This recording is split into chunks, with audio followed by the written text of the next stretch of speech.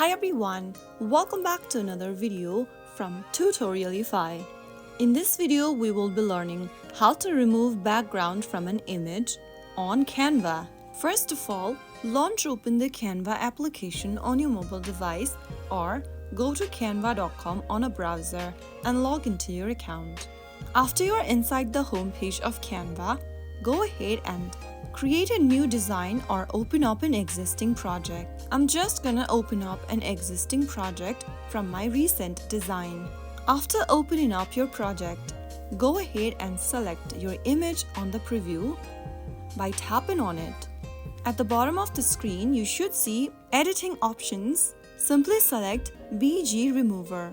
Remember that the BG Remover or background removal tool is available only for Canva Pro users. If you are using the free version, you might need to manually remove the background using a third-party app or a photo editor and then upload it to Canva. If you are a pro user, you can go ahead and tap on the Remove Background button, and this will help you remove your background from the image. So that is how you easily remove a background from an image on Canva. I hope the tutorial was helpful. If it was, make sure to give it a thumbs up and subscribe to Tutorialify for more Canva tips and tricks. See you in the next video. Thank you for watching.